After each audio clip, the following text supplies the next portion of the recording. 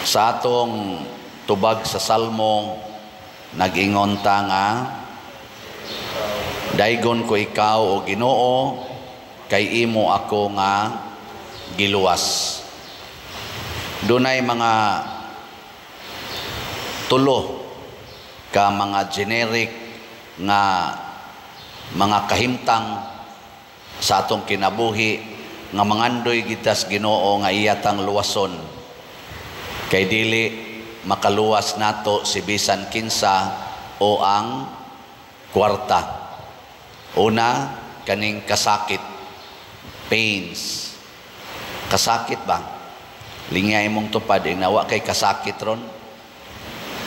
Di na mabayrag kwarta, ang uban managhikog na lang, kay bisag unsaon panimog hatag, kwarta di na gina mabayran ang kasakit.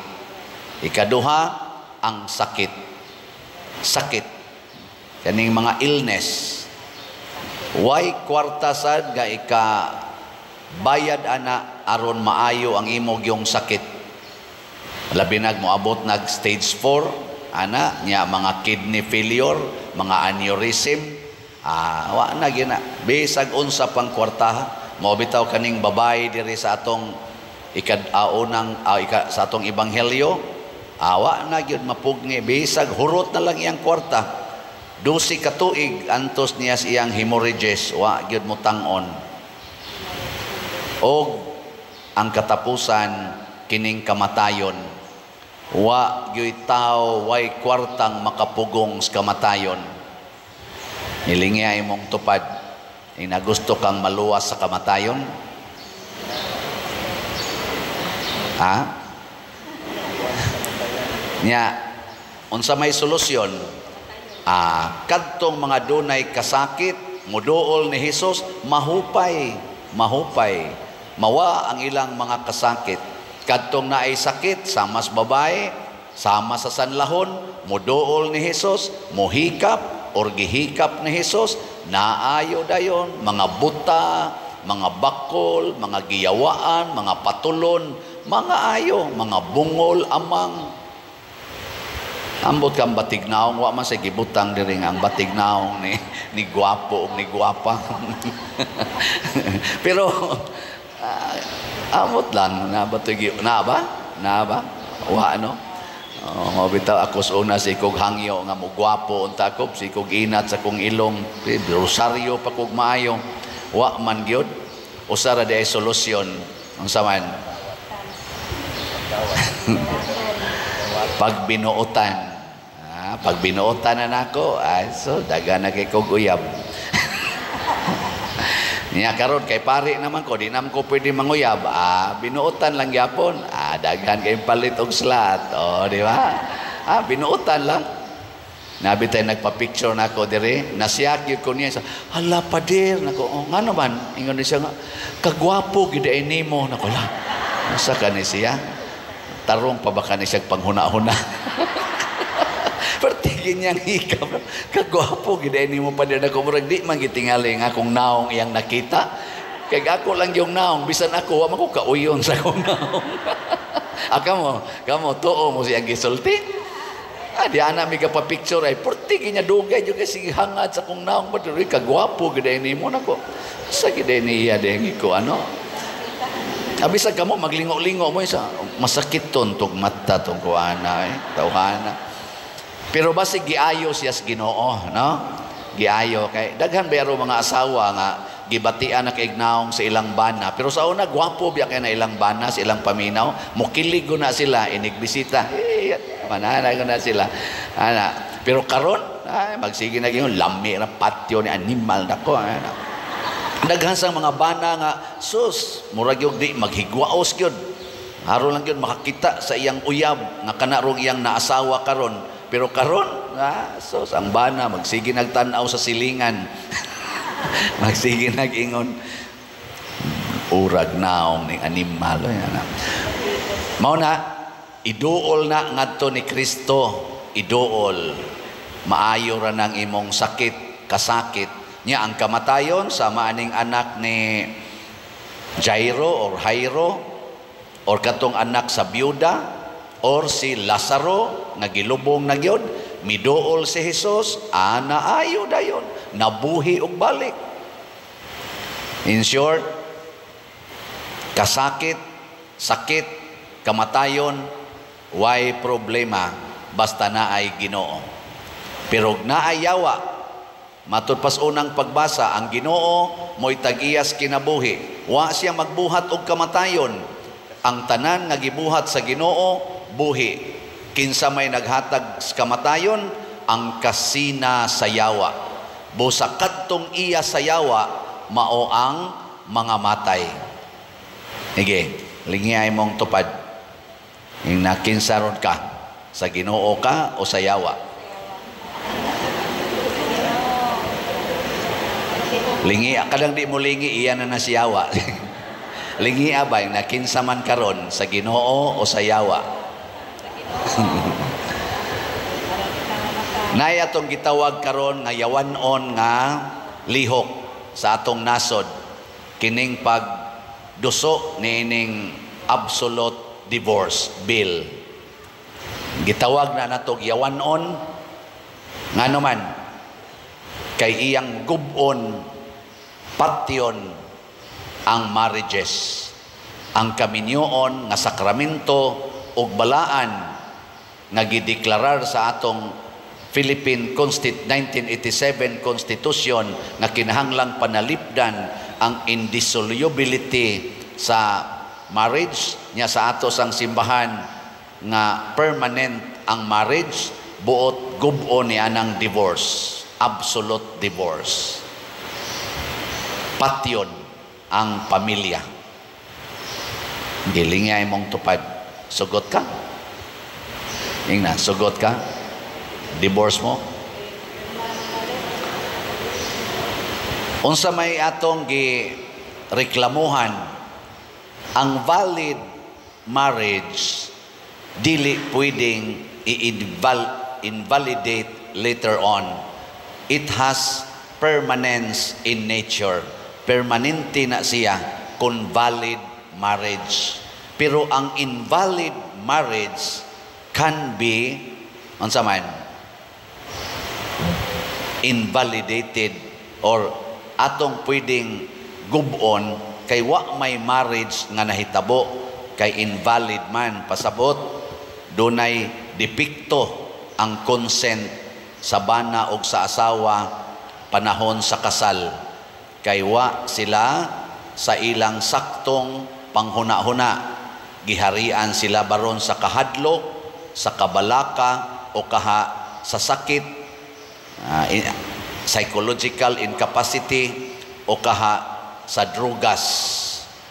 Mao na wrong ng ilang marriage. Pero kung valid ang kasal, bisag naggubot pa mo kay naamoy mga conflicts nga nahitabo, di na gina pwedeng gubon ang maong kasal. Ana, kung ang imong balay, imong gitukod, maayo og pundasyon, saktos pundasyon, sakto ang iyang mga beams tanan, pero nahiwi lang ang pagtaod sa kisame. Saman, gubon ang tibok balay or ayohon ang kisame? Wa lang ka kauyon sa pintal, unsa man, gubon ang tibok balay or usbon lang ang pintal? Ana. Or ang mga sira, nangahiwi na, nangatangtang ng bisagra, hastang bongbong, nangatangtang na sad, kay lata-lata na, gubon ang tibok balay o i-repair? May manday kay mo, ana. Di ba? Kanang imong naong, unsa man, og di nakakauyon sa imong buhok, sa imong kilay, og sa imong pilok, patyo ni mong tibok lawas, o alim-alimon lang ng imong naong? At di man na lang na kanang murag na ay depekto. Kung ang imong bana nangabit, unsa man na, gubon imo imong kaminyoon, o imo lang nang i-repair ang imong relasyon sa imong bana o ang imong relasyon sa iyang kabit? I-repair lang. Kung nasuko ka, pasaylo . Ana. Ano man di ay? Di din na muhupay ang imong kasakit. Ingka di gyud pa der, iduol sa Ginoo. Maobitan ako iduol sa Ginoo. Matud pang Kristo, come to me, all of you who are heavily laden, and I will give you rest. Iduol. O kanang imong bana masakito na kay nagsigig suyop, bangag na nagutok, din akasabot sa imong isulti, sige na lag pangawat, sige na lag pangguba ng inyong makuan, hastang inyong mga butang gipamaligya na kay porti ng adika. Unsa man na imong gubon ang inyong marriage or imo lang i-repair ang imong relasyon anang imong masakiton nga bana? I-repair kay apil nas imong panaad sa sakit o sa maayong panglawas hangtod ang kamatayon mubulag ka nato, o di ba? Imo ra na siyang i-repair. Unsa man pag-repair, ihatag ang tanan ngadto sa imong bana haron ibaligya ang tanan og ang mahibilin ikaw na lang og ang imong bana. Di ba? Og ang inyong mga anak niya patay misgutom pader, iduol ni Kristo mabuhi ra na. Kaaygo kong ilara pa din, mamatay ra gyud. Ayaw sad kong ilara kay mabuhi ra gyud na testing ilang. No. Yan na ganin as Bible, testing Kadaghan din mga adik, nag-serve na gaini sa atong simbahan karon, na repair ang ilang pagka-adik. Nga mga ni pipila din nga ipapatay na lang unta. Pero effort yun ang pipila. Aron lang yun, iampo, tagaag, mga assistants, ipaapil og mga seminar, Life in the Spirit seminar, na nga usab. Giduol ngadtos Ginoo, gidad-an o Ginoo, gipahikap sa Ginoo, gipabati sa Ginoo. Nangaayo. Nya nganong imo mangyong gubon ang gitukod sa Ginoo, labi na gid ng kaminyoon. Di man kita mo gubag balay kay atong tan-aw na kaniniya ancestral house, repira lang na kay karaan kay na noroy mi dito usa nato ka mga konsehal sa Cebu City ngadtos bukid nako og moabot dinhing karsada cons kaning balaya gubuon na lang ni sa ayaw karaan kay ni tanawar kong haligi tugas nako unya hapit naman ang mga lustong ayaw i-repair kay karaan kay nang balaya i-repair yun. Ana, bisag ka mo, i-repair na kay cultural heritage na. Cultural heritage. Ayaw, kay gianay na. Ay, sus, i-repair lang na ay treatments anay.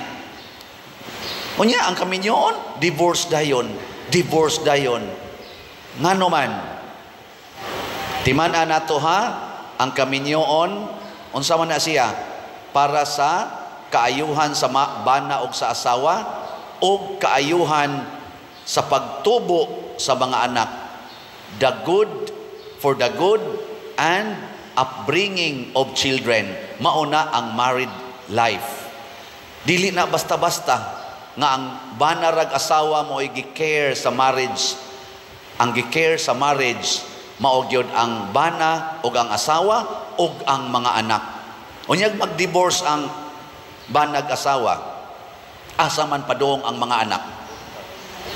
Napa sila'y kapulian nga pamilya, wa na, guba. Matod pa sa study nga gipakita sa atong simbahan nga akong gibasa diha sa ato rong gi-share nga mga pamalandong sa atong simbahan sa ilang survey sa didtos mga nasod nga legal ang divorce. Ang first marriages nila didto 50% ang nag-divorce sa mga first marriages. 50% ang nag-divorce. Ang second marriages, kay humag-divorce, mangita mo yung kaglain. Moingon man ka nga, nasayop kog pili, mangita kog right one. Yan, iabot na si right one. So, nasa kay second marriage. Sa ilang mga second marriages, murag 60% ang nag-divorce sa second marriages.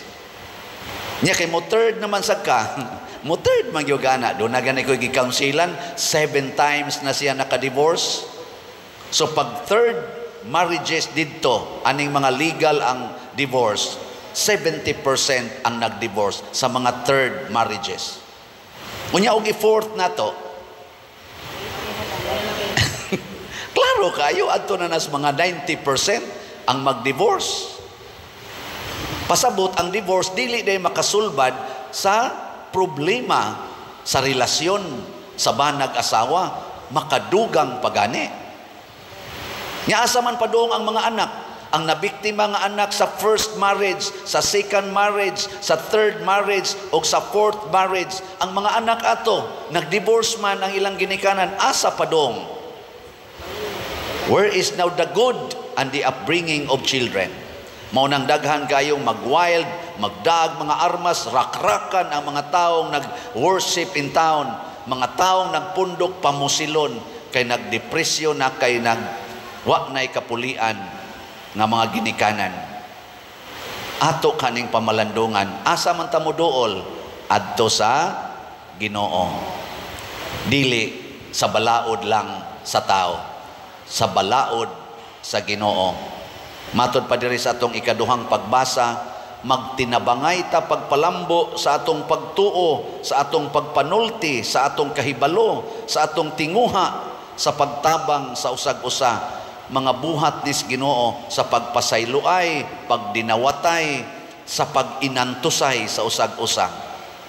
Maunay atong buhaton aron maayo ta sa atong mga sakit, sa atong kasakit, ug mabanhaw ta sa atong kamatayon.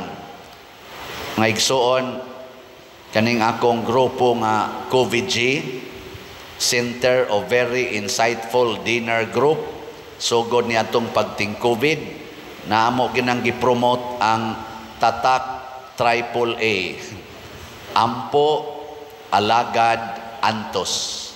Buhata ragon na ninyo sa inyong pamilya. Ako ubay-ubay na jud ko gisultihan ana nga purtig yun kasamok sa ilang pamilya. Pagsugod nilag ampo, magrosaryo na kada adlaw, manimba na gyud, mga lawat, mangumpisal, ang way mga kasal, nagpakasal. Ana, daghan ko pa, karon lang si manahap, pila ni kabuk akong gikasal nga mga tag 20 ka tuig, 15 ka tuig, 30 ka tuig nga nagtipon-tipon. Part manas ampo ang pagdawat og sakramento. Nya dayon mag-alagaray, dili na magsinuguay ang maginikanan, din amanugo, sige nalag-alagan sa mga anak. Ang mga anak mo bawo sag alagad, malinaw dayon kayo. Nya naman kayo mga sipyat, mag-inantusay, dili magsininghagay, dili magsyagitay, dili magbalikasay, antuson lang, hilom lang, antuson lang. Para parihan ni Maria, she ponders everything in her heart. Sige, lingya imong tupad. Ing na, sugod karon, sundo na nako ang AAA. Ing na. Sige, klaruha lang yun. Nasugod karon, ako nagyug kang antuson. Sige, lingia ba? Imong tupad ba? Lingia. So, agin mo lingi ang mga yawan onay.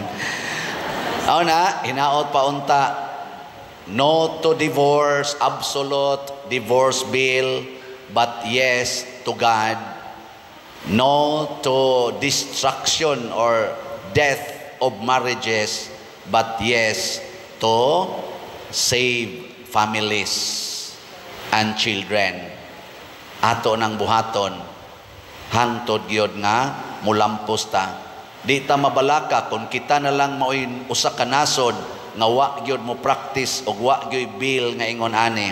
Don't worry, bisag ang tibuok kalibutan mo go against sa Ginoo, pabilin ta nga mosunod sa Ginoo. It requires only one heart to love God, and it can save the whole humanity. Og mao nay gibuhat ni Kristo, siyang usa nakasalbar sa tibok kalibutan, labi na gyud daghan ta. So human ros misa, og after sa misa, og before ganis misa, naata dihay signature campaign nga magno to divorce ta. Karon Domingo ha og sa sunod nga Domingo ato nang mamirma ta diha. Pero kausara ta mo pirma ha, ayaw mo pirma kaduha bisan asa pang simbahana, kay movement man ni sa atong archdiocese, ambot og movement basta ni sa other dioceses in the Philippines. Sa atong archdiocese ni initiative ni Archbishop Palma nga mag signature campaign ta to show sa atong protest against aning absolute divorce bill. Paminawon maninilag sa dili, mamirmata from our heart. Nadyas gawas. Nya sunod Domingo, mamirma gyapunta katungwa kapirma. Kausa lang ta mo pirma. Nya ato nang mapaubsanong isubmit ngadto nila on or before July 15, ato na nang mahatag unta ngadto sa atong kanang Archdiocesan Office. Aron ila na nang isubmit ngadto sa proper forum sa atong gobyerno. Hopefully, maminaw sila nato. Ug manghinaot sad ta, hikapon untang kasing-kasing nining ato mga lawmakers nga dili lang sila pro-human beings, but above all, mahimo gid silang pro-God, who is the author and the source of all good. Manindog ta.